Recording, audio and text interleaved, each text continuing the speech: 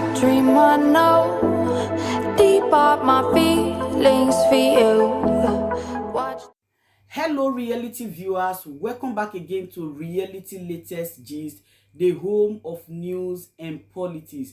For this channel, we dey drop news every day and we dey react to every videos wey comes our way. And na reality news now we dey drop for this channel, and we dey also dey talk am as e be. If today na the first time we say you dey come across this channel, you are highly welcome. Thank you so much for stopping by. And if you are returning subscribers, I appreciate all of una for una massive support to this channel. I say may God bless all of una in Jesus name. Amen. I get video wey I want present to una this very moment, and I go to follow una dey watch the video. After we don watch am together, make we drop our opinion constructively for the comment section. Like our videos and also share our videos if possible. Bye for now. Because my people, the reason why I am here, please share around video, share this video. Imanobu na agba huzo were mgbe odechi. Otu an no somebody necha m na anya. Ye ya nnọọ ka onye ọ ga-eji wee egwu egwu ma ọ bụ azin onye ọ ga-eji wee gba bọọlụ ma ọ bụ epụta iwere my brain nwa ọgarị onye mụrụ gị. Gịnị ka nne gị riri wee mụọ gị? Ị ga-eji wee pụta wee my brain nwa ọgarị wee were struggle Maazị Nnamdi Kanu build so far wee nwa ọgarị ị na-apụ ala. Struggle olukugo ka struggle akwụnakwụna na-achị. This Biafra agitation now or they go ebe akwụnakwụna na-abịa ewere brain ndị mmadụ aṅụ garị. I'm asking you guys question today. This struggle oyiri unu ka ihe as in ọdụ unu ka struggle akwụnakwụna. Gekwa ntị ka ngwa gị. Kedu the name of this guy a na-akpọ Nsima? Whosoever that know that boy should go and warn. Ihe am na-enye bụ last warning. I'm giving him last warning. Share this video to that boy. As no onye Kalabaka, as no onye Fulani, amama ebe o si esi. But because somebody should send this video to him. Say na muna warn ya for the last time. Obu no na agbala. Obu no nwe ihe na-eme na brain. He should not use this struggle to trend. Obu no na chonde ga support page ye. Nya je try another thing kube. Nya je cho ihe ozo mebe. If you this struggle abu ihe mmadu ga-eji we build your page ye. That boy feel that not get Biafra struggle will build your page. I will scatter him. That's me follow na more. Follow ya nife. That's me yalo. Somebody should share this video to that boy. Tell him that namosia abo na amaghị ihe ọ ga-ekwu na this struggle. Nya sepụ ọnụ na ihe gbasara okwu Biafra. After all, that boy ya hosi na onye Kalaba afụbeghị m ndị Kalaba na that's na follow up na this struggle. Ihe gbasara nwele onwe. The sit at home ekwuru the other time. Nde Calabeso he follow the sit at home. How they sit at home? Onwebeghị any responsible person from Calabar mfuru na-eme things ka ọ na-happen na this struggle. I wonder why that boy jiwe na as in na committee have work na social media all in the name of no na-ekwu okwu Biafra. Kedu onye nwe na onye ebu nne? Ka ebe o si welo pụta? Can somebody tell me the right that boy will put a draw such question? Obiana Ajuaju say, wait, let me read out that question. I'm coming. Because him na obo na agba huzo were mgba odechi. Kamalo as in so struggle la olugo nke this level. Nyo olugo to this level. Olu one nke otu azi. One idiot nwe ike puta from somewhere bia na wiala. As him cho fi he na so it has gotten to this level, right? Can you let us see how it's going to go? Can you fuzie ya? Okwa the boy na feel that na that's n'isi ada agboncha. Isi ga agboncha na ogba. Ka mmalu as in ka mmalu mmochi ya ozo. If that boy may follow spiritual, follow ya physical and the interman to ogbagalia mma agba ya film. Obu no sepu ha aka n'ihe gbasa this struggle. Mma agba ya small film ka okwete. Because anyị nwa no one place na-eme ka things mee ọmahụ ọbdaz ọmahụ dị ngwa anyị na-aghọ o feel that no ga na London na committee have work na Biafra struggle. Wait, let me read out the post o mere. No, the video ya na data akwụna Nelly ofu egbu melu. Wait, I'm coming.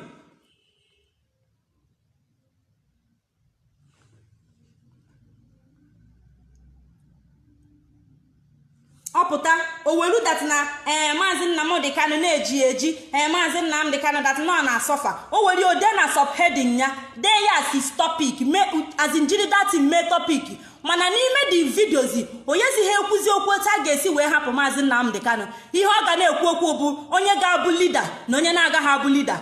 Listen very careful. Look at what this guy wrote. Gekwenụ ntị.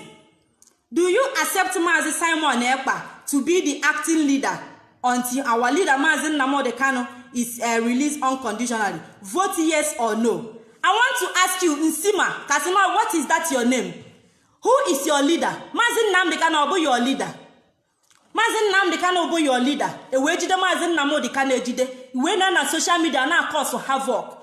Now, as a create division, you create nkewa, create division. Maazị Nnamdi Kanu is your leader. Obu your leader. Abi, you were put na this kind of question. Simon Ekpa na front ko obu your leader. Ben Negu na Ben Nago na oburo na Biafra struggle, oburo na IPOB. Simon Ekpa na that's na front ko obu acting leader.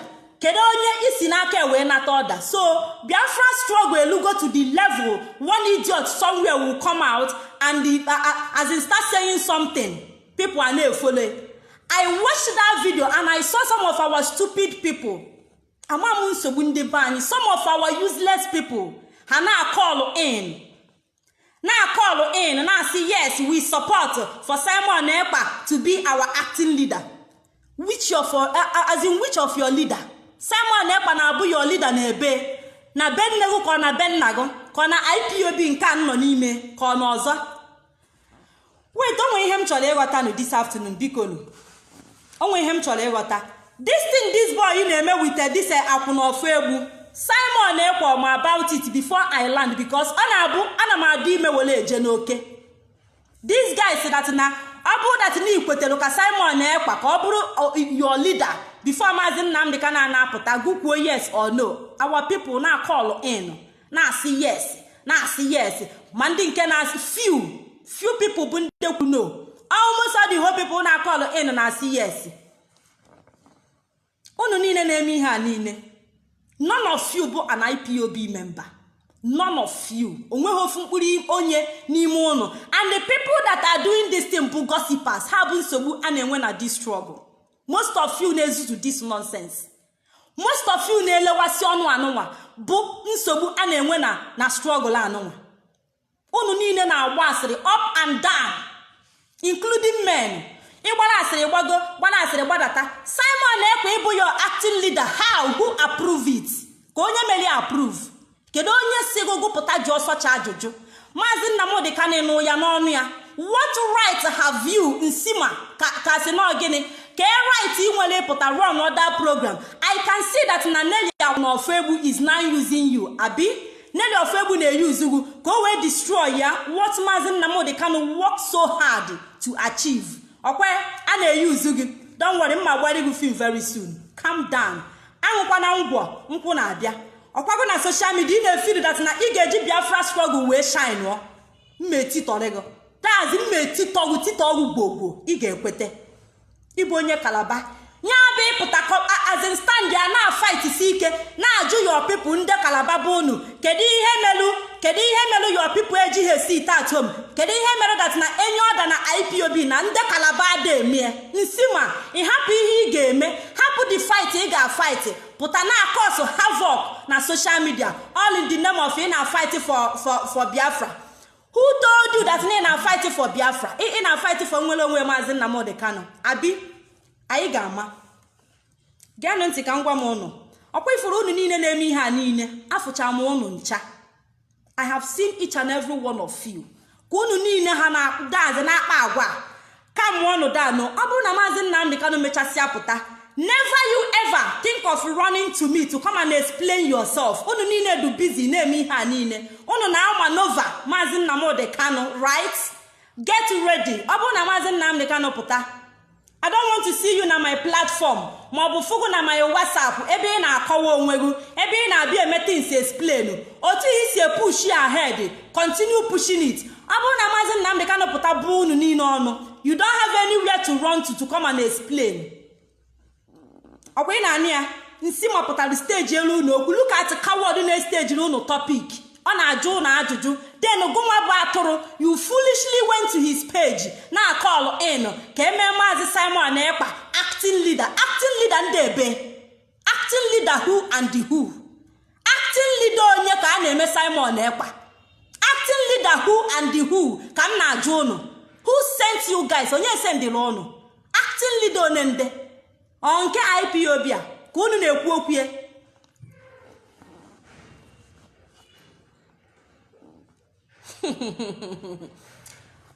ọkwa ifuru unu niile ọchị a ka m ga na-achị unu enidighi ịgbara unu okwu ọtọ na ihe unu na-eme just few months eji Maazị Nnamdi Kanu all of you wee bido na-aghọ ala ibido na-awụ ya ala what Maazị Nnamdi Kanu set up ọ bụrụzie achọzi DOS even if na ndị DOS adị emetie must you come out and overthrow them without the consent of Maazị Nnamdi Kanu. Maazị Nnamdi Kanu nọ ndụ o were otu a. I really thank God. Ọkwanụ ihe m gwara unu last time na nkenelu Chineke that na Maazị Nnamdi Kanu na ọnwụ ha share am video if you video share this video share am video unu we Maazị Nnamdi Kanu ka nọ ndụ unu wee na-ala ya otu n'isi how much more abụze na nwere ihe mere Maazị Nwachukwu ekwe na so ihe akwa unu ga-apụta mee so otu aka a ga-esi wee kwuche okwu struggle a Maazị ka na life ka na-ekwu okwu ka na-enye ọda unu wee nwee mind na-eme ihe unu ji justify onwe unu bụ na onye eji eji na ọ na-that na onye eji eji na ọda ọ na-enye na ekwesịghị ị na-ete ekie for your mind eji Maazị eji for your mind ọda Maazị na-enye that na ọ bụrụ dị men ọda na ọ na-ekwu ya under pressure right na onye a na-echedo egbe n'isi na onye ọda na that na ekwesịghị ifolo ọ ihe unu ji justify onwe unu geenụ ntị ka m gwa m unu ọ bụrụ na Maazị Nnamdi Kanu pụta egwu ọbụla ọ kụnyelu unu ga-agba ya look at Nelly Ofegbu akwụnike somebody na-anọrọ na di na-apụta agwa gị ihe a ga-eme na struggle ị na-efole struggle anụ nwe oyiri struggle akwụnakwụna a woman na-asọnwuhu nsọ di a woman na-anọnwuhu under a man at Nelly Ofegbu's age o kwesịrị ịnọ under nwoke. Where is her husband? The woman most of you na-follow today. Echi ekwugbo okwu nwa afọ ịpụta ị na-ekele m na ịbụ nwa afọ ị na-efolo akwụna na-enwero base n'obodo oyibo ị na-efolo and isi na ịbụ nwa afọ ka ebe ịbụ nwa afọ Igbo wee na-eteki order from akwụna ntị ike ị na-eteki order from akwụna somebody na-asọnwuhu nsọ dị a woman nne na nna ya mụrụ at her age onweghị ndị nwekọ ọ gadoro aka. What happened to boyfriend Nelly Ofegbu? Why can't Nelly Ofegbu go and bring out that man na-anya asha every night and day? That man na-ala Nelly Ofegbu. Why not Nelly Ofegbu ije kpọpụta that guy ka ọ bịa lead IPOB? Why o ji akpọ Simon Ekpa ka ihe o ji recruit guys anya afụ nwoke? Nelly Ofegbu anya afụ dimkpa ịbọrọ ha anya bọrọ nwoke ahụ daazị mamiri ọka na-apụghị n'ike. That guy na-alago Nelly Ofegbu, that guy na-anya ashigo every night and day. Kedebe that guy no? Why can't you bring that guy, that boy, that man ko lead IPOB? Idobe that man bịa na IPOB na front you akwụna life. Ịgbacha akwụna onwe ihe chetara ọdịgo ka ị ga-azọta nwenete na IPOB. Akwụna ntị ike look at you. Kedebe digu no Nelly Ofegbu. Ị na-abịa nwa Nova Maazị Nnamdi Kanu ị na-eji your voice abịa seduce ụmụ nwoke you want to maneuver Maazị ka itizie Simon Ekpa ka o lead bego na ọdiọkpara nnego na ada nnego ka o lead unu lead ga unu n'ọkụ mmụọ right ị na front Simon Ekpa ị na-recruit ndego na ha ga-eso wee je ọkụ mmụọ ma ọ bụ na Maazị Nnamdi Kanu pụta ọ ihe ị na-eme that plan ahụ iji kedu onye nwetara ya n'aka ọ Maazị Gwarugu mebe ihe ị na-eme. What happened to Maazị Nnamdi Kanu Nelly Ofegbu? Ka ihe melienu ịma na onye ohi na-ebu ụzọ pụta na-atụ innocent people aka ekwe aka gụnwa you same akwụna ntị ike Nelly Ofegbu pụta na-atụ so many people aka na IPOB na ọha lelu Maazị ka isi wee madat na-elelu Maazị ele if not you lelu Maazị Nelly Ofegbu kedu ihe mere iji wee madat na-ebichu elu Maazị Nnamdi Kanu ọ bụrụ na ọ bụrụ ọgụ nwa melie akwụna ịsọnwuhu nsọ dị ọ bụrụ na IPOB ka ị ga-abịa display your akwụna life never again Nelly Ofegbu ọ mụ na gị ọkwa ifo gị ihe adịdị daz nkata ihe na-akpa na social media nkata ihe na-akpa na IPOB mụnwa ga-agbajisi ya ọkwa ifo gị daazị mma akakwasịghị nku ahụ ebe ahụ ịṅụrụ iyi that na you can never stay under a man ị gaghị asọnwụ nsọ dị ị gaghị asọnwụ nsọ nwoke n'ihi na agbagharị akwụna na social share video share this video share video ịma na ọ bụrụ daazị agbaghị ụzọ were mgbe ọ dị echi ka onye bụ this idiot who is Nelly Ofegbu kedu onye nye ọnụ ya kwuo kedu the meaning of this rubbish ọ ka ayabazie Nelly Ofegbu na IPOB ka ogene kedu the meaning of all this nonsense ọ ka na-agbara nkịtị kemgbe oh nwanyị a okay you have finally landed ekwuru m na-ekwu na Nelly Ofegbu ga-emesia land ya and all land go ebe ọ landed bụ that na ọ chọrọ itinye Simon Ekpa ka o lidibe chie n'aka okay you want to put Simon Ekpa ka ọ ma n'ova Nnamdi Kanu unu plan cha unu pretend ya pụta na-edobe alụ right ọmụ na social media somebody should share this video to this guy a na-akpọ Nsima abụ that na o take care ihe daazị ihe mere Nelly Ofegbu ga-eme somebody should share this video to that guy a na-akpọ that Calabar boy gwa ya na mụrụsị nya channel no strength ye n'ịgwa ndị Calabar be ha okwu nya jụba ha niile ajụjụ si ha kedu ihe bụ that na onweghị anything onweghị iwu a na-eti na IPOB ndị Calabar na-eso eme ekwu okwu sit at home ndị Calabar dey sit at home did I get bring Mazi Nnamdi Kanu na court ndị Calabar dey sit at home so what is Nsima doing on social media who is he fooling ekwu aka kọpụta the other day na-akọwa that na ndị Igbo niile bụ betrayers pụtazie 3 days ago si that na ga-akpọpụta that same onye Igbo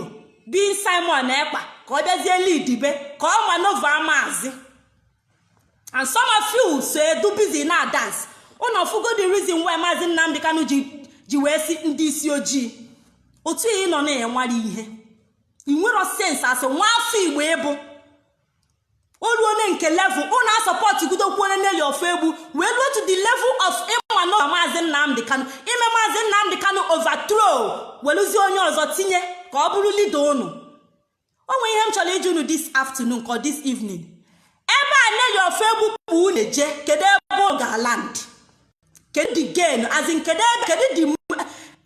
the plan kedu motive Nelly Ofegbu ọ chọrọ ka ọ bịa gasasịa the struggle ka o were life akwụnakwụna life because life akwụnakwụna ada do straight once you see akwụnakwụna life anaghị adu straight akwụnakwụna okwu na anaghị adu odosi wee kwue because of na emeli expel from IPOB o feel that na ọ ga-abịazie destroy Maazị Nnamdi Kanu build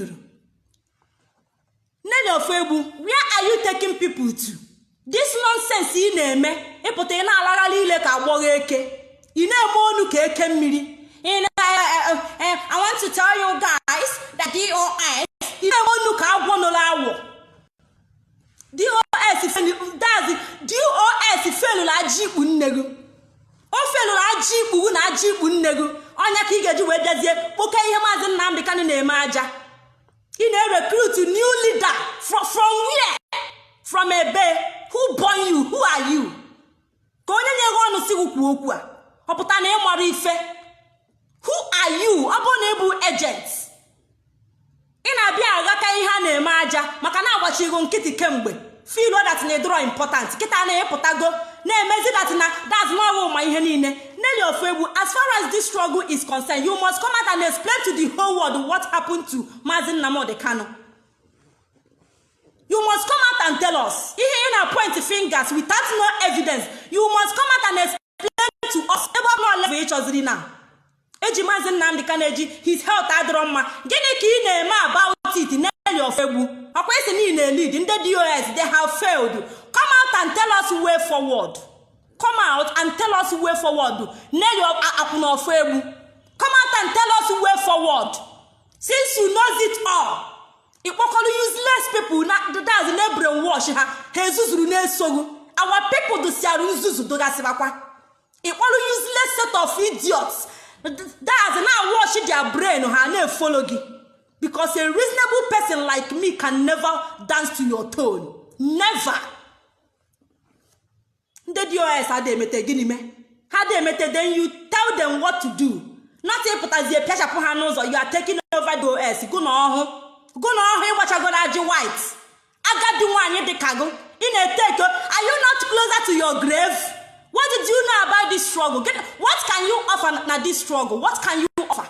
Name your febu, what can you offer na this struggle? Kedu ihe ịma? Maka na mgbachigo nkịtị ime nrughe. You are mad. Completely mad. Name your febu chukwu bụọ. You will never see good in your life. Chineke ga-abụghị ọnụ. That's only ike ga-egbu gị. For destroying this struggle, you want to destroy the struggle. Maka gịnị? Who are you? Gịnị ka enyelu? Kedu your gain? The way people are suffering down na Biafra land, they like it, yeah. Kama a ga-ekwukwuta ga-esi release Maazị Nnamdi Kanu, ịpụta na-achọ leader. Which leader? Kedu another leader ị na-achọ? Karịrị Maazị Nnamdi Kanu na DOS. What kind of leader are you looking for? Ngwọrọchi ute. Na-agba akwụna, look at you. Idiot na-asọ nsọ di. Na-abịa gwa ndị IPOB ihe ha ga-eme na ihe ha agaghị eme. Who are you? Where is your husband, madam? Kedigu? Ngwọrọ dịka gị ị na-apụ ala. Idiot na-enwenwughị ike irespect nwoke. Onye ka iji wee feel that na everybody does, everybody you are bigger than everybody. I don't blame you. Nwaanyị na-anọghọ nda nwoke. What did you expect from her? Onye na-asọ nsọ dị. Ka ihe mere expect from that akwụna? Useless idiot. Ị na-apụta ị na-use that useless Calabar boy. Ịpụta nwako na enu. Look at you. You are not looking at your age. Ima that na go close to your grave.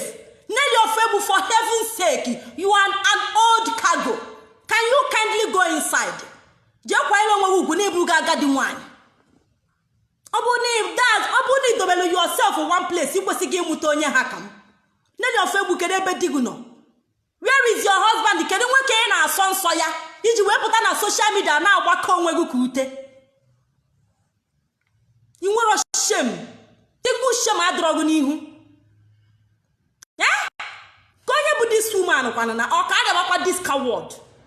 Akwụna na-achịgharị ute up and down ka ayabakwa. Ị na-akpọpụta leader. That guy ị na-anya ashiru, where is him? Go and bring him to lead.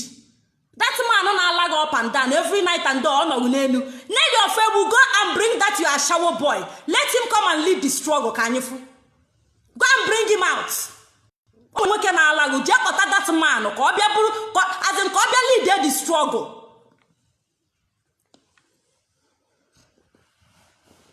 It's not by force that everybody must be under IPOB to restore Biafra. If you feel that na the way Maazị Nnamdi Kanu and DOS si achi na this struggle no drogo mma, go and form your own. You must not be under IPOB and constitute nuisance. You cannot be under this wonderful family. Biana cause anyị havoc na social media. Oduzi asif ko na anya this. All of you now we are no unu niile bụ sabotua. None of you no under oath, none of you no under IPOB. Unu just akwụrụ unu ụgwọ ka unu bịara ya aja na this struggle, but ọma mme. Maazị Nnamdi Kanu mesi apụta. Unu ga-eme explain alụ niile unu kpakọwara. You guys must explain to him the meaning of all this rubbish unu na-eme. And let me make it clear now. If you know that you are not in support of DOS and you are following this page, kindly leave this page now. I command you to leave this page now. Never you ever follow me. I don't deal with cowards. I don't deal with useless idiots. Ndị mụ na ha na-emeka ihe bụ ndị nwa ihe. Ọ bụrụ na ị nweghị sense na enwara ihe na-eji brain ga aṅụ garị. As in leave my page alone. I don't need your type on this page. If you page here, I need the mono. Let me make it open now. If you know that you are not in support of Maazị Nnamdi Kanu and the DOS, their leadership, leave Achalugo's page alone. To hell with you guys and burn to ashes. We're gonna get out. What do you mean? Ichanamu bonya does onya na akwagari up and down. Or you put wele go gotem. How much did you have? Ego neki nwele. Iputazi imezi manu Maazị Nnamdi Kanu manova. You na-emezi ihe sorogo because of no okwu kwerugo ekwu. It does na aja ike anyhow.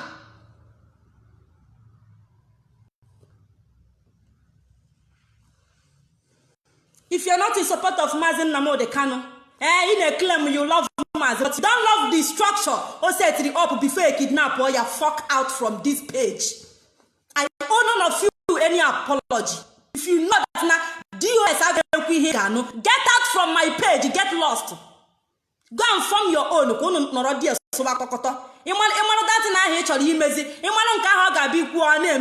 and form your own. You are free to form your own organization and do whatsoever you want to do there. Not on my page and not on IPOB. You cannot come to our family and behave like a coward. The house I have a time. I'm begging each and every one of you. That ọchịchị Mazi Nnamdi Kanu DOS na ọdụ rọgụ mma si page ya fuck out zuzupu ozigbo maka na ebu ọnụ ebe ọ bụ na common sense ụnụ achọghị inwe common sense ofu mkpụrụ sense nwụrụ anwụ ụnụ achọghị inwe n'eli ofu egbu na-akwagharị ụnụ up and down kwalogo je n'ihu kwalogo je n'azụ eburu apụ n'efu na-eso akwụna iburu na-eso akwụna common sense nwere Neli ofu geti well that's all geti wozo ozo Mazi Nnamdi Kanu na-etiwabeghị neli ofu egbu geti we bute eke bunyegu ọ ga-eti we bu irie iburu ọ na-akpọpụtala ụnụ Simon Ekpa ụnụ ga-abịa tiwa ozu bute eke tiwa na ozu bute eke ka mfu ọ na-adụ ụnụ ọsịsọ ekwu okwu bute ego ime ka agwọ nkete n'okwu janya ESN eme aka agwọ amamfo ịdịghị mma na polisi ịdịghị na kọtụma isoho na anụ every time na gossip na social media DOS chukwu buo gị ọnụ come out on nwoke ka ịbụ come out jee buru egbe janya ESN ebe ọ dị na ọsịsọ ndị abụrụ ọnụ Chineke ga-destroy very soon. Ị na-eso akwụna isokatakwu akwụna bụrụkwa na struggle. You want your left from your right. You want he kwesịrị ime asị nwa afọ ịbụ. Neli ofu egbu na agwụ n'ihu unu ga-eme. Ndị erileri. Ụmụ ọfụrụ nwaanyị wụọ aja. Ọ bụzie ma nwaanyị nke Neli, agadi nwaanyị na-ana nka. Nyaka most of you ji wee lee your right today. You want your left from your right. Who is Neli ofu egbu onye ka ọ bụ? Gịnị ka ọ ma na struggle? What does she know? Akwụna na-esogharị ụmụ nwoke pandan sọsọ ụmụ nwoke ka ọ na-eje abribe ọ naghị abribe ụmụ nwaanyị sọsọ ụmụ nwoke anya afụ dị mkpa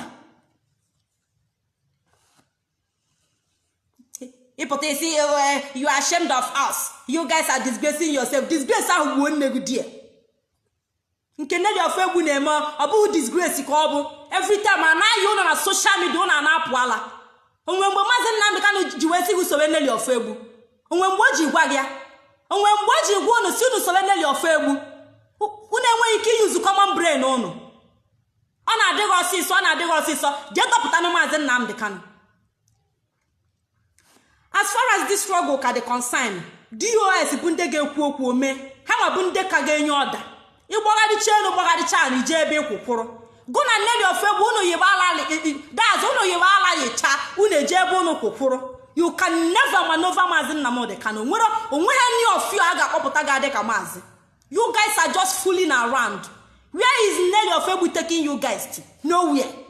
Just gossiping on social media. Unu sacha no na social media. That ends it.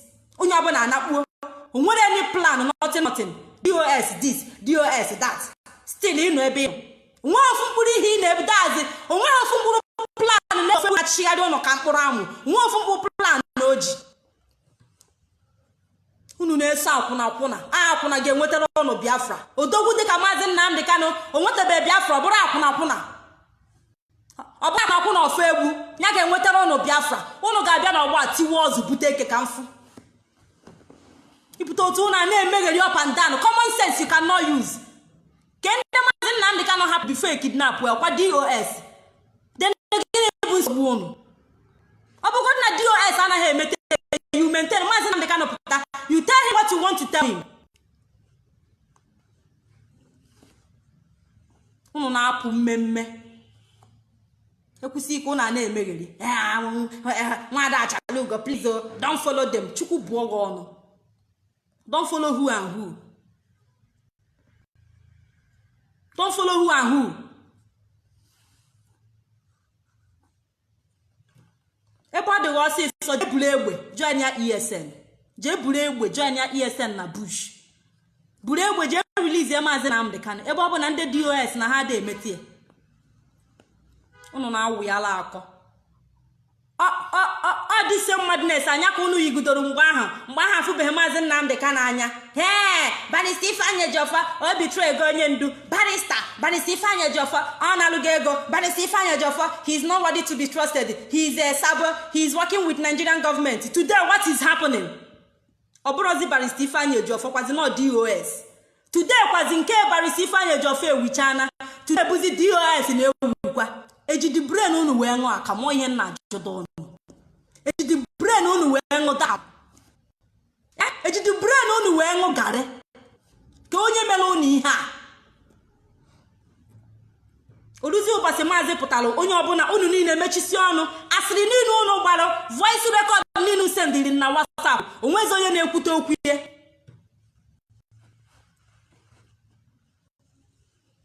Ndara eriri. Look at anu mpama na abịa ajụ na ajụjụ. If you want Simon Ekpa, vote yes. If you don't want him, vote no. Look at ngworo na-enweghị unu be nne. Ngworo na-amaghị aka nni from aka ekpe. Ngworo ndebe ha anaghị efol order. Dide aga kpọpụta Maazị Nnamdi Kanu na court na ị gaa na Calabar. None of them is sitting at home. Then I don't know ka mụrụ amụ. Ị na-efole because una acha si bute, ọcha si bute.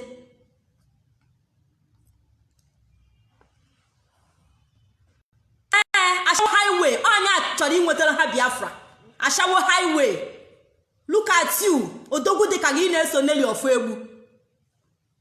What a responsible man have not achieved yet. Ka ị na-eme expect ka akwụna chute. A prostitute akwụna dị ka Nelly Ofuegbu ga-enwetara ugwu nwere onwe. Ka ebe ọ chi eje, ka ebe Nelly Ofuegbu chi unu eje. Okay, health Maazị adọrọ mma. Ijikwa Nelly Ofuegbu ihe a ga-eme ka health Maazị dị mma. Unu niile sacha n'ọnụ na kpuo, relax, a na-eche DOS. Ifro na unu du nzuzu. Ifro na eriri unu eri. Izu na kpuo. Madam unu apụtaghị gwa unu ihe a ga-eme ka health Maazị dị mma. Ihe a ga-eme ka release Maazị. Ọ gwaghị unu sacha n'ọnụ were chọcha follower zuzu na sia. Then DOS kwuo that na ha ga-eme broadcast. Enwapụta isi ebe ị nọ zuzupụta na-ege ha. Ọkwa that's the people ise na ịchọrọ. You guys are bunch of criminals. That's eriri unu niile eri. Itinye ihe ije ọkpa itinye okwu ọnụ. Onwe mgbe eji si gị itinye ihe ije ọkpa gụ tinye asịrị. Si dobe na asịrị. Nsogbu a na-enwe about these gossipers with the fake account commenting here and there. Ọha bụ the problem a na-enwe na this struggle. Most of them bụcha ụmụ ike akwụnike Nelly Ofuegbu nyechala ego. Ọ na-abribe ndị ọ ga-abribe. Weluta money bịa na my side ka Chukwu bụọ gị ọnụ. Ka mmalụ ha much Maazị Nnamdi Kanu ji wee gote ndị a niile na-efole. It's not by bribing. If you want to form your own struggle, go and form it or with bribe. You don't need to bribe people to agree on what you are doing. If you are a true freedom fighter, you need to bribe anybody. Did Maazị Nnamdi Kanu bribe anybody? Before you do follow Maazị Nnamdi Kanu Nelly Ofuegbu, did Maazị Nnamdi Kanu bribe you? Why are you bribing people? Why? If what you are doing do genuine, can you bribe people to follow you? All this same thing from a family. Today, look at how who took out from a family so useless you way.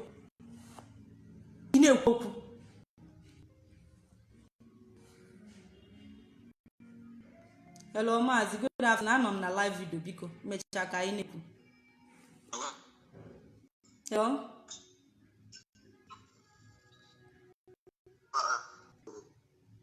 Hello, I'm on a live program. Biko, mechaka ikwo.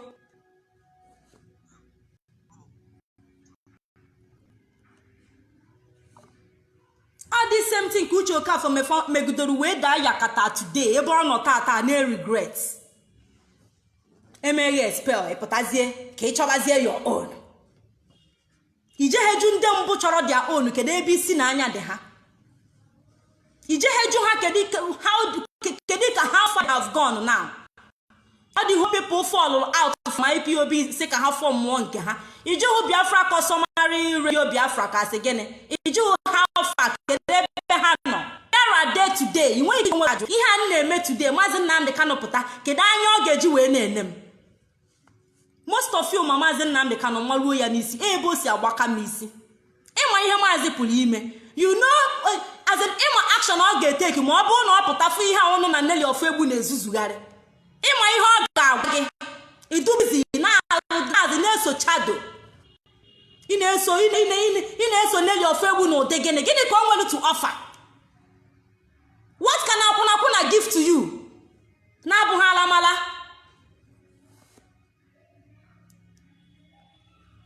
a na-ekwu ihe otu a common sense most of you ama nge ntị ị na-agbagharị asịrị na-eje up and down kedu ebe ị na-eje hello Maazị, good afternoon. Hello, yeah.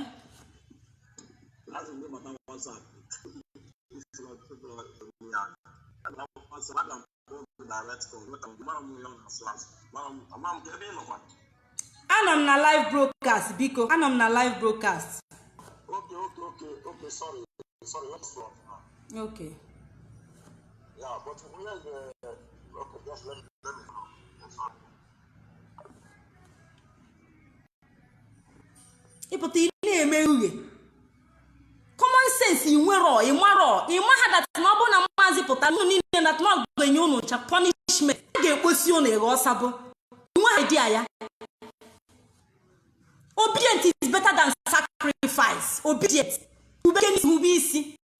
hubekere isi ọnya ka nji kacha unu chama ị nweghị ike tagwa m ihe m ga-ekwu na line ihe na-eme obi observing it otego nji eme this woman observe na-achọrịrị ka o wepụtagodo evidence gosi that n'ihe ọ na-ekwu n'ọdụ show at the end of the day wee bụ nọ life akwụnakwụna ka nwaanyị na-eplay anyị nọ life akwụnakwụna can never tell you the truth akwụnakwụna ama ndị nata straight forward ọ bụghị ihe ọgwụ agụ tata ka ọ ga-agwa gị echi ọkọta ụkwụ ọkọnyere akwụ unu na-eme ụmụada highway unu niile na-eklem ụmụada jee nụkpọtasịa di unu ka anyị go and bring out your husband let us see kpọpụta your husband ụmụ akwụna highway kpọpụta di unu na-eklem ụmụada who form you people onye fọmụrụ unu who form all of una ka eke unu si wee fọm did Maazị Nnamdi Kanu approve you guys o mere unu approve ihe unu ji justify onwe unu bụ na Nnamdi Kanu ji wee sị na ngwa ụmụada bido pụtara na struggle a ịmadat na Biafra abịago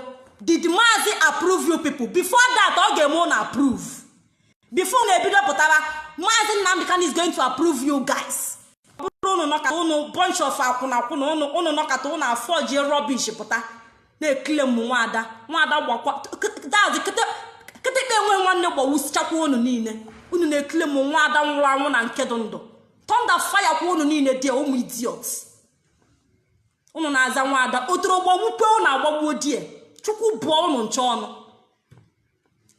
ị na-aza nwada thunder so nwada ahụ gbarie unu ncha brain ụmụ idiots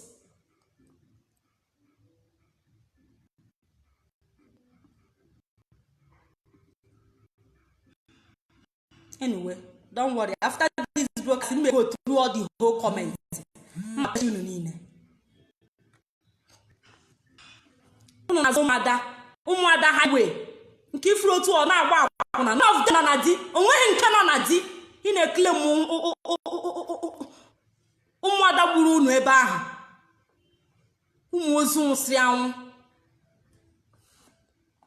sọ dị ha asọnwụ follow under a man no because of your evil character because of your rubbish character ị nọ Honda nwoke na ịpụta ịgwa anyị ihe anyị ga-eme asa akwụna wee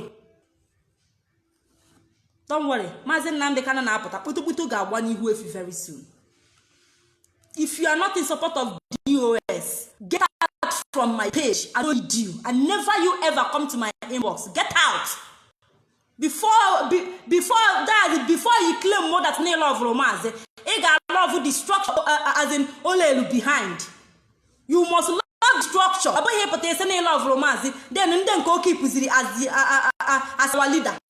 He may have done. chọọ ịma over ha ịpụta kparịa DOS ime expect ka maazị pụta ka o kuo ogu n'ahụ.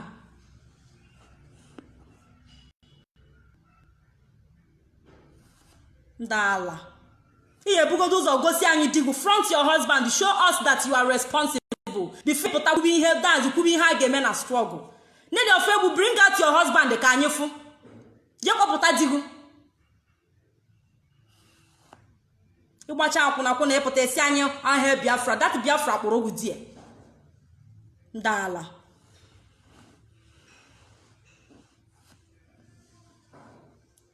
most of all these people elili ha niile eli ama nsogbu ndị be anyị. Simple instruction you cannot maintain, you cannot obey. Every day one thing. Ijela chadi pụta esi ọhịa Biafra chukwu buo gị ọnụ die.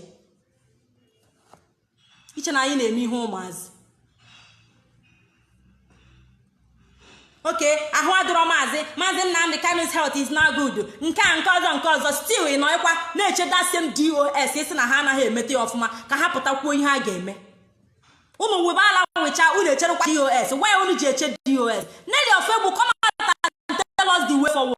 Come out and tell the whole world the way forward. Tell the way forward. Stop ịgba akwụna. Come out and say the way forward. What we are going to do ka ọ dị mma. Come out and say it. Maazị Nnamdi Kanu's family bụ the problem a na-enwe na this struggle. Come out ka ịgwa anyị the way forward a ga-eme ihe adị mma. Pụta akwụna ntị ike ịlawa dị lacha ịpụta ịkọgheribe chukwu ga-abụ gị ọnụ very soon. Idiot. Ị na-aza dọkịta gịnị ka afọ nne gị bara gị? Kedu dị igbo nne gị nyelu gị ijele obodo oyibo gbazie akwụ tụtụrụ afa gị tụfuo? Ị na-aza Nelly ngwọrọ. Ị na-aza Nelly na-ewurugwu die ozu nwụrụ anwụ na-aga ije. Ịfụ hụ ị na-apụta ekwu ihe a ga-eme na struggle. Mgbara ọkụ gbọwukwu ego akwụna anya afọ eke. Ọ small Calabar boy ịdakpokwana gụ na agbawakwana ncha. Ịdakpokwana small Calabar boy. Ịdakpokwana small Calabar boy n'Enugu ati ovi na-ejekwu nsimazi ka iji dazi iji nsima wezie eme operate. Come and operate with me. Bịa were m operate ka chukwu buo. Come and use me to operate. Agent of darkness. Bịa use m ka ime operate na kotoro gbaja gị isi die. Ndị ga-aghọrịtanwu. Ndị ga-aghọrịtanwu aha nwa bụ ndị ga-apụta na-aghọrị. Illiterate na support DOS. Otoro gbagbuo nne gị, gbagbuo nna gị, gbagbuo your generation. Thunder fire nne gị. If that woman mụrụ gị chukwu buo ya ọnụ. Chukwu buo nne gị ahụ ọnụ, buo gị ọnụ, buo nna gị ọnụ, buo generation gị ọnụ. Illiterate na support structure Maazị Nnamdi Kanu hapụ behind. Mana ị na-apụta na-claim that na love maazị. Ka isi love ya. If you love Maazị Nnamdi Kanu, keep the commandment of DOS. Simple and short. You claim more that no love onye ndu. You keep all the commandment of people are happy behind. Obuhi puti wolo Maazị Nnamdi Kanu na defend onwe go. You love Maazị Nnamdi Kanu, but DOS are not getting it. Otoro gbogbuo go afọ salie ga salie die. Umozu. Unu na apụ ala akọ. Agbo unu nkịtị otu na na-erughe. Ị na-erughe, ịmụdazi enweghị ihe. Akpọwụ ngwọrọ ị na-agbagharị ma no life of ngwọrọ na ka ị na-ebehave. Ị na-ha life ngwọrọ ịmaghị ihe ọ bụrụ na ịma ihe ikwesị ịmadat na nne of Egwu can lead you anywhere. Unu gbachacha unu eje ebe unu kwụkwụrụ dị. Onweghị ebe nne of Egwu kpọ ga-eje. Ihe abụ akwụnakwụna ka o ji unu agbarụ. Pure akwụnakwụna. Onye ụgwọ ori ezu overtime ga-ezuru ya. Ụgwọ ọnwa ga-ezuru gị, overtime ga-ezuru gị. Ị na-eso Maazị Nnamdi Kanu maka na most of you na-ezuzu ihe a. I don't know. Amamu bosi unu joinere IPOB. Amamu bosi unu joinere struggle. Oduzi unu ka ọkwa mkpa. Ịma the meaning of struggle. Chena struggle na-atọ ụtọ. Just Maazị Nnamdi Kanu ka nọ ndụ kama na ndị ọjọọ jie ekidnapụ ya. Unu wee na-awụ ụdị ala. Unu wee na-efu onwe na randa.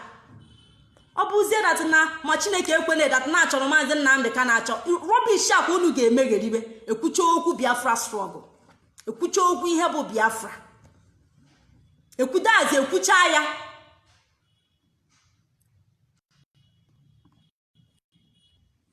ị na-eji akpọpụta ndị enwe ha ọnụ ụmụ beggars ụmụ ngwọrọ ịkpọpụta ha iweru peanut money nye ha ọpụta na Facebook na-ekwugheri Nelly of Egbu ka ngwa as far as this struggle is concerned you are nobody onwe onye bụ izuzucha izuzu kpuo jee gbaba akwụna ị na-agba akwụna ka ịma anya ịma ha anya struggle Nelly of Egbu ịma anya akwụna but ịma ha anya struggle get out fuck out onwe onye bụ you are nobody you are nothing but a saboteur complete one emego ga expel smell off ụzụ nwere anwụ ike na-ehi mmiri ịpụta ị na-eweta ọnụ maka na agba agọ nkịta ị na-ezuzu dos kwuo okwu otu isi ekwu okwu the same way isi ekwu okwu na anụ onu m stop ikpi onu akwụna akpizi na onu akwụna kwuo okwu ka human being kwuo okwu ka nne nwaanyị ka go ịbụrọzi ụmụazị ịgba na ajị white n'ike kwuo okwu ka onye gbagoro na ajị white Nelly of Egbu ekwuzi n'okwu ka ụmụazị kwuo ka onye gbara na ajị white n'ike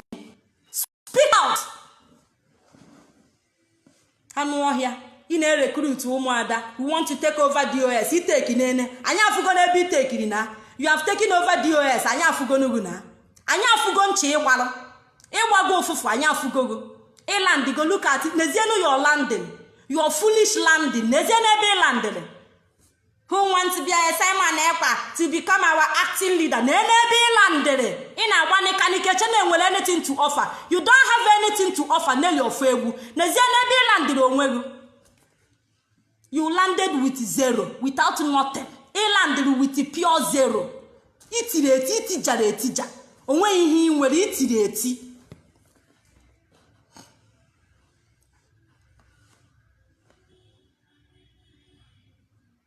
ị na-apụ ala a na-agbago nkịtị maka na mgbachitego nkịtị kemgbe ị na-eghughe mgbachitego nkịtị ị na-emegheri I love my leader. Who is your leader? ọ bụrụ na Maazị Nnamdi Kanu that you truly love him ị kwesịghị ị na-atakụ ndị ị na-eme DOS attack. Maazị Nnamdi Kanu sị that na he is DOS and DOS bụ ya nwa ịpụtazie isi ị love Maazị Nnamdi Kanu but DOS I hate them chukwu bụọ gị ọnụ onye ohi. Okay, comment here again. Oh, fake account akunu ga-eji wee na-abịa nne go little girl.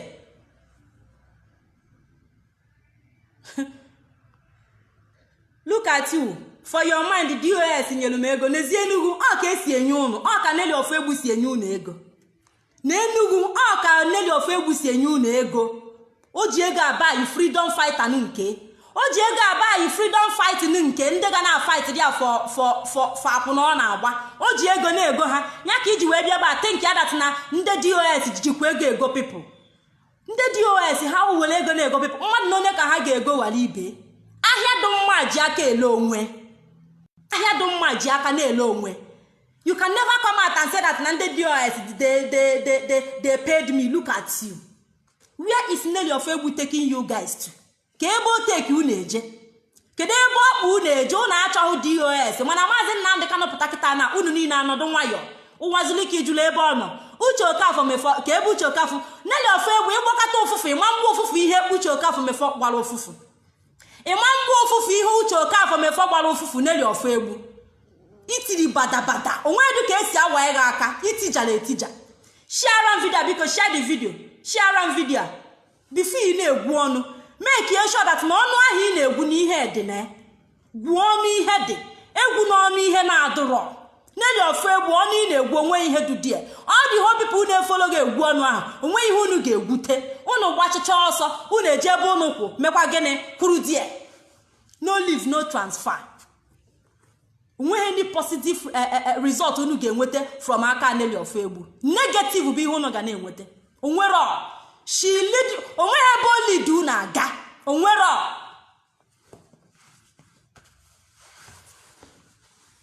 Ipụta na-akọ gị Nelly of Egbu DOS lie these people are too slow I don't like them. If you don't like them stay there. Maazị Nnamdi Kanu pụta you tell him that na I like DOS then ka ị gee ntị n'ihe ọ ga-agwa gị. Otu onye mụ ihe si eme ihe bụ ihe na-aga otu ị na-eme observe. Emechaa bụ na ọga nwe datin mpụta, you table your complaint to the ọga, then the ọga ịnụzi ihe ọga gwara gị. Ọ bụghị ịpụta ị na-amanya na bido na-emebisi everything. Ị na-aghasasị struggle. Ogu build struggle ị na-aghasasị Nelly of Egbu. Are you the one that built this struggle? Ogu build ya. You have no power. Ị scatter IPOB. You are nobody. Onwe ihe ị nwere. Ị na-eme ụmụada ndị highway akwụna daazị onye gbagide akwụna funa ike akwụna agwụ gị ọbata IPOB chọọ ndị ọ ga-corrupt, chọọ ndị ọ ga-bribe. Ọ bụ na ike akwụna agwụ n'ụnụ bukọrọ na-akpọ ụnụ na be nne na nna ụnụ. Ịgba akwụna abụrọ by force. Nelly of Egbu and co. Ọ bụ na ike akwụna agwụgo ụnụ na-agba n'obodo oyibo bukọrọ na ngwongwo ụnụ na kwunu nne ụnụ na vileji. Nne mụtara ụnụ niile gba aka nwa simple. Mama wee bọnọrọfụ na ọ gba aka nwa. Onwe ihe unu mere achieve, ọ bụghị dịka unu nụrụ nothing. Onweghị onye unu na-aza afe, onweghị onye unu nọ under. Unu bịa na social media na-agba akwụna na Biafra struggle. It can never be done. Anyị amanye unu that chance. We no go give unu that chance. All for ndị unu ga-use. Come and use me now. Bịanụ ka i use onu nnu. Bịa use onwe Ada Achalugo ka m fụgo. Come and use me. Ụmụ ngwọrọ. Funny. Please, nobody should fear. It's not funny. Please share around video. Share around the video biko.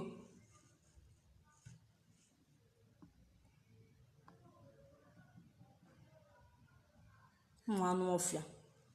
Epote na awuyara. Ebi were my brain on wagari. Who are you? Onye ka ebo.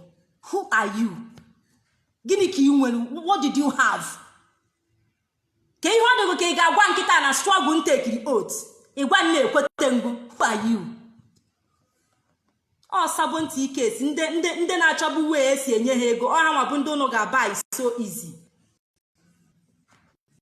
Eru peanut money enye gị izi eziokwu ị gaghị ama otu ị ga-apụta kwuo ya. Nwanne fuck off.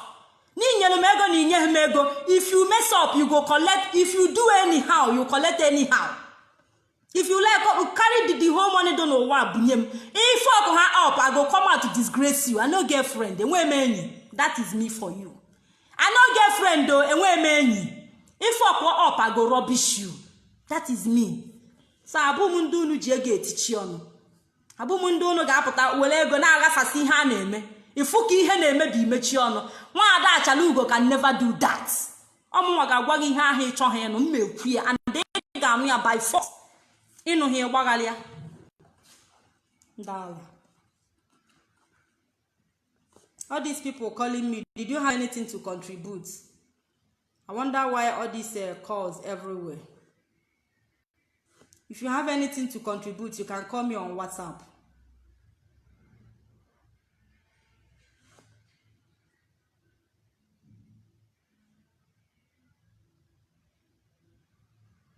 If you have anything to contribute, you can call me.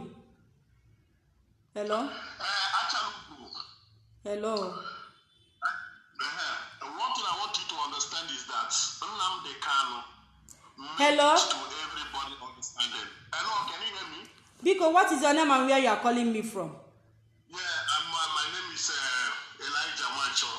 I'm calling from Switzerland. I want you to understand one thing.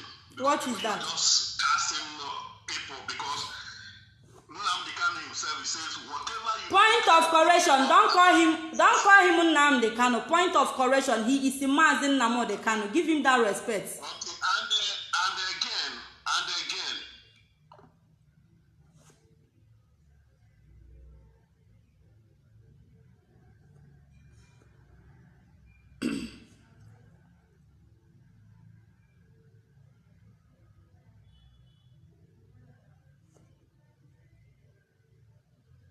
Nobody should call me. I need him any call for now. Unyangwa do na nwasi na okpom na WhatsApp now. Biko, unyakpo na and nobody should contribute, please.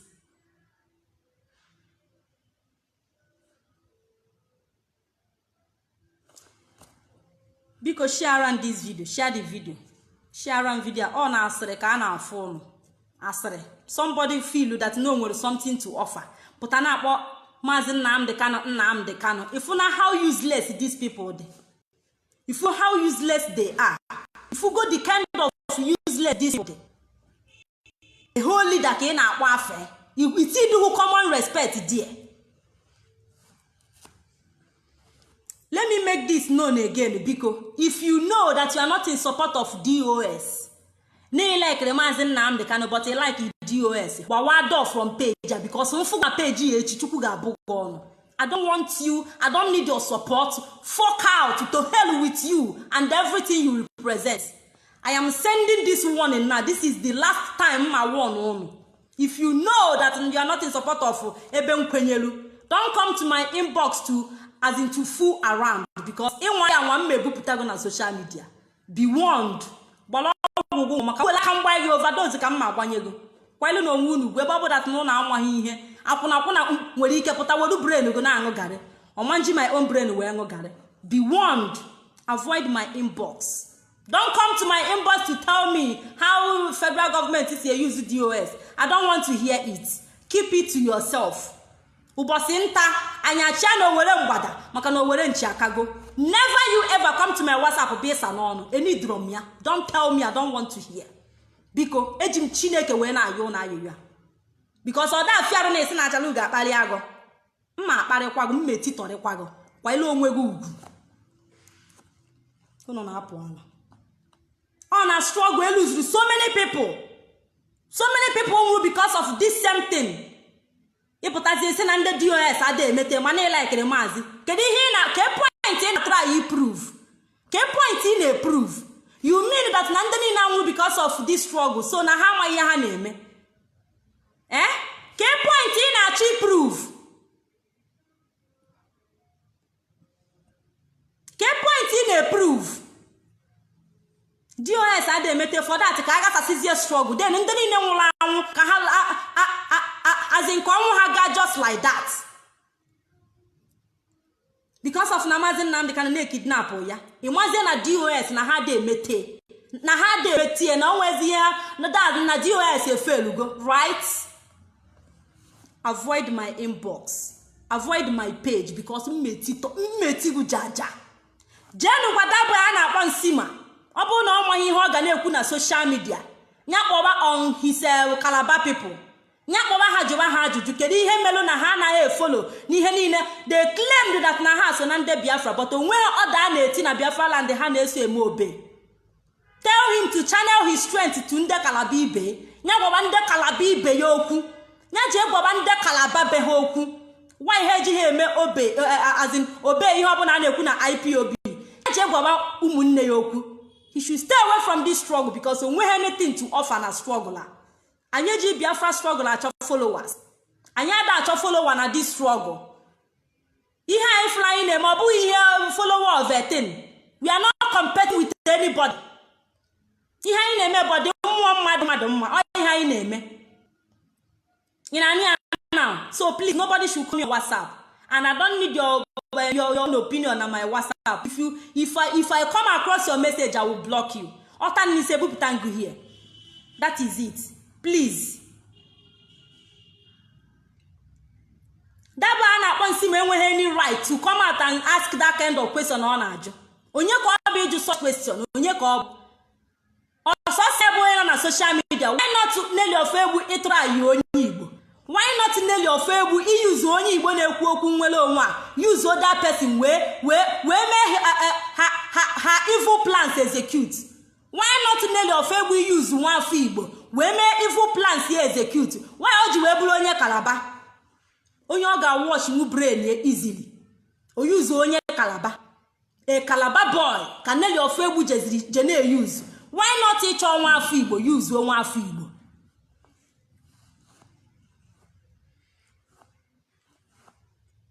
If we go near, and I don't blame Onye say we want to go with our 5 states. I don't blame that person because in Anya today, that now what that idiot who that Calabar boy now committing at this social media. In Anya today, that now when the Calabar ne one day work an ebu. Onye one de Calabar, ndi Igbo bunda na egbu. Onwe nde na egbu nde Calabar. so I wonder why ọ ga-eji wepụta na social media na-ajụ such question onye ka ọ bụ ọ na olugo n'okwu aconsider go has ndị Biafra ọ ga-eji wepụta na-ajụ such question ọ da question ọ na-ajụ ọ leader ọ na-achọ ọ bụ number one thing o kwesịrị ime as onye na-ekwu okwu nwere onwe. How many ndị Calabar ka ama na this struggle? How many of them? How many?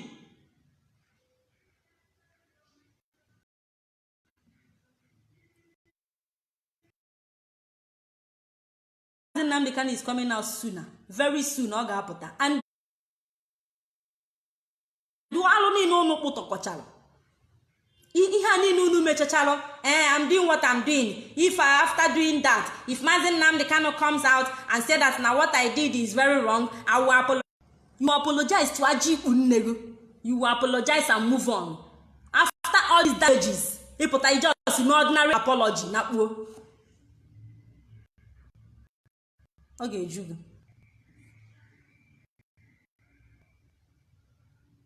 He hide the under fake account and ask no na akọghịrị.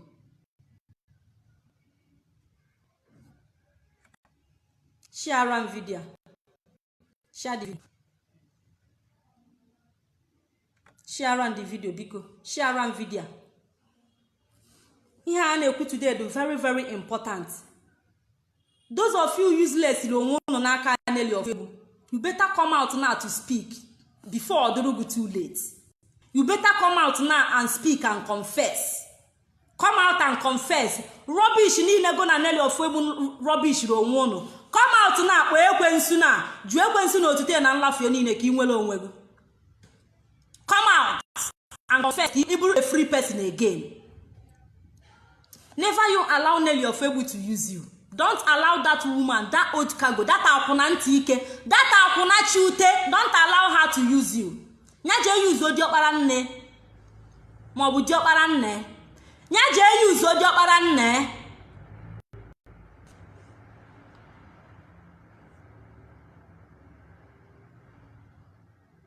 Obu must that nigga no under IPOB. Zowachichi. Go if you know that you cannot stay under DOS. Go out pata and form your own. Inform your own struggle, bido dear. Don't come and pour sand into our garage, please. Abene wela anya aja n'ime gali anyị. Je form your own group. Ka fight ma for nwele onwe. Ejim Chineke we na ayo each and every one of you. If you know that na DOS na ha be slow, they are not doing it right. Je form your own. Oyebenku today. Even that you are not in support of DOS, you don't like what they avoid their page. Get out from my page. Can now go no. Unu be kwen so ajuna mo no mo to no man lafu unu ni na ajuna mo no ncha. The man span agwa hango. Abu ni share video, share around video.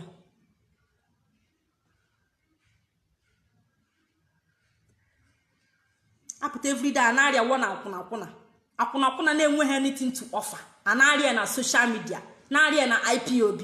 Ọ bụrụ agada gbachiri ụzọ nke eji esi amabe nna ejebe onye. Anyway. Ka m watch la godo.